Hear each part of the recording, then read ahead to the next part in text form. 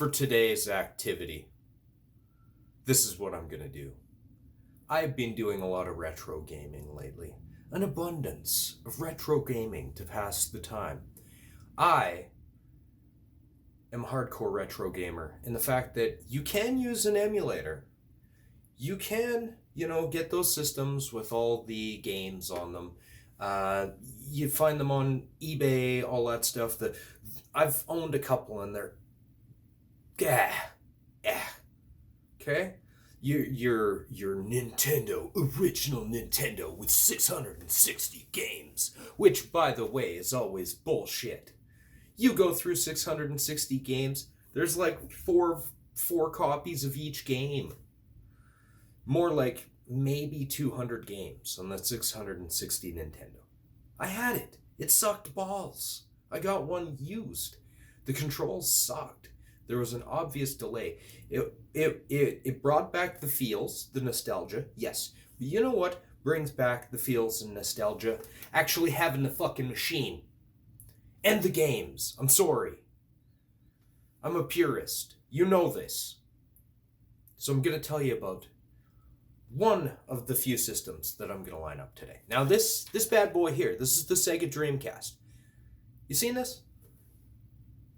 I never actually owned one of these until I bought it off someone locally. Now, yes, it does have yellowing. It does look like crap. I am actually looking at having that as a project, cleaning it up to make the remainder of the system look proper, because it does look a little old. But that's okay. These things happen. These things happen to everything except me. Still got my rugged good looks. Quite a few years in. And I'm humble about it. No, I'm not really humble about it. I just make this look good. But you know what? This bad boy right here. Sega Dreamcast. Okay? I was overjoyed to find one for sale on the buy sell. Okay? I bought this thing. I never played the Sega Saturn. Oh, no, actually, I played the Sega Saturn for about 20 minutes, okay? But I never owned the Dreamcast. I had Sonic Adventure 2 Battle for the GameCube. I still have Sonic Adventure 2 Battle for the GameCube. I was playing Sonic Adventure 2 Battle on my GameCube a couple weeks ago. Fantastic. Okay? I also played Sonic Adventure 2 Battle on this thing. So, Sega Dreamcast. The goods and bads. The goods? Sega. That's about all I can say there. I had the Sega Genesis. I had the original Sega Master System. Fantastic. Still one of my favorite machines of all time. The bad, but kind of the good. The monstrosity, as I call it. The controller. Okay? Cool. Functional. But this is like in the era of like the oversized, freakishly weird, we haven't figured out our controller format for how to make a comfortable controller yet thing. Okay? This is a chunky monkey. Okay? I didn't complain too much because I have been retro gaming on my original Xbox. Now, if you have ever played with the original Xbox controller, the first original Xbox controller, the big one, the biggin, the Duke, as they called it, I've been playing with that quite a bit. So this is, whatever, it is what it is, right? But this one needs a cleanup too. It's got a little bit of schmutz on it. I did do a little cleanup there, whatever. But, it is what it is. There is a little digital display that you can use for different things. My son and I were playing Sonic Adventure on the Dreamcast the other day, and a little Sonic the Hedgehog is up on there. I never noticed that until the one day we were playing it. It was probably the second day we were playing it. And I looked down. There's Sonic. You're using Tails? There's Tails right there. You're using Dr. Eggman? Dr. Eggman's right there. So cool. So, it's pretty alright. It's pretty alright. The controls are a little wooden on this. I find, like, the stick... for something this era, it's expected. They didn't have this perfected yet. My huge gripe with this controller, the ultimate piss off with this right here, is this right here. Okay? Why? I can kind of understand. Why put the cable at the bottom? Why? I don't like it. I do not like it. The rest of this, it's okay. It does the job. My son and I, we were playing some Sonic the Hedgehog. It was cool. By the way, I have Spawn for this. Pretty cool. Pretty cool. Marvel vs. Capcom. I was playing Marvel vs. Capcom on here. Pretty cool. Yeah, it's pretty neat. I was overjoyed to get this. I enjoy the machine. It's fun. It's quite good because of the fact that I never actually owned one to this point. So it's a new thing to me. It's cool. And I've been occupying my time. The start button is in a little weird position. There's a lot of heft. You know, you wouldn't want to throw this at somebody. For sure, especially when you got all these extra little things plugged into it, which is, you know, typical for a controller of this vintage. But, you know, it's cool. I guess I do have to figure out this yellowing issue. I'm going to Google it. I know that there are a couple things that you can mix up to fix this. Get it back into brand new look. Beautiful. Beautiful. So excited. Can't wait to see this thing. Shiny. New looking. It's great. I've got a fantastic games library. This one, yeah, no, it does the thing. I want to get it all purdy for all my game shelf. I do have these vintage systems for the fun factor, but also they make a nice little display piece, conversation piece when people come in. Hey, cool, you got that? Yeah, hell yeah. I've got it sitting right below my original Sega Genesis. My Sega Genesis that I worked my butt off as a young lad in elementary school to get my hands on that Sega Genesis in 1993, I think.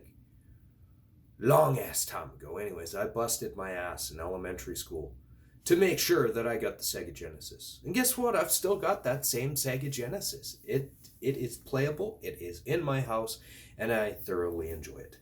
And I have been thoroughly enjoying the Sega Dreamcast. So, in closing, I'm going to say it has some issues. It is a pretty slick looking system. It does have a little bit of heft. But it's practical. It works. No issues. It is a loud machine. I don't know if it's just mine that I've got. Maybe I just got one that hasn't had the nicest life of all time. But it's fucking loud. You'll be sitting there, you'll have a disc in there, and it'll be reading it. It'll be like... It plays the discs fine, but it's loud. And it's on a level surface when I have this playing. So I don't know what it is. Maybe it's just this machine in particular. I'm not sure. But that's my issues with it. It is loud. It's kind of clunky, but I like it. The controller itself, yes, it is kind of clunky. It is kind of chunky. I don't mind it. Analog stick is a little fucking. weird because it just doesn't. I think part of my issue with this fucking controller is this. What they call the mushroom from the original PlayStation, if you remember. The analog stick is not grippy properly, but it's got a lot of wiggly waggly. You see that? And it's not just this controller. I have multiple controllers for this machine, and they all do the same shit. It's just something that happens, I guess. This is just how this controller was. The D-pad's okay. But my big thing with this machine, this right here.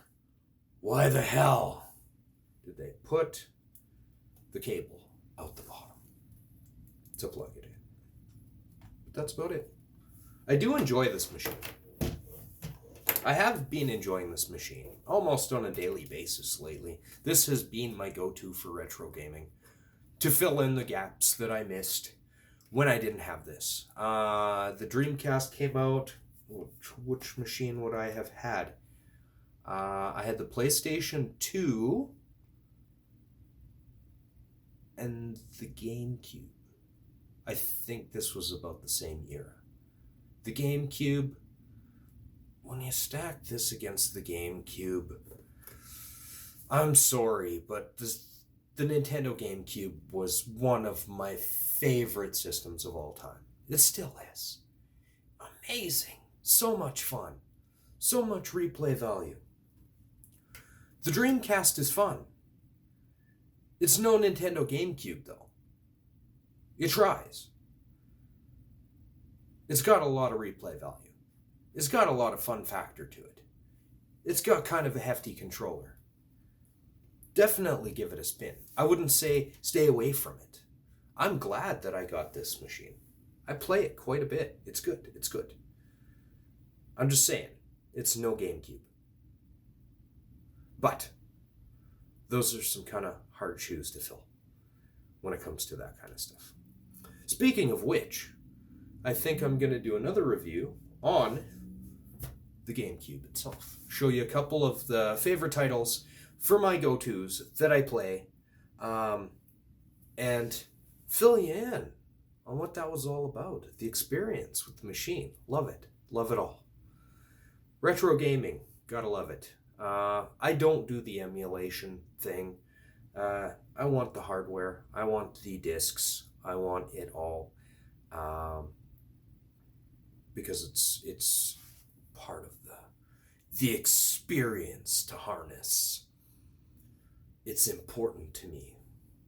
And if you don't have the original gear to play it on, are you really giving it an honest effort?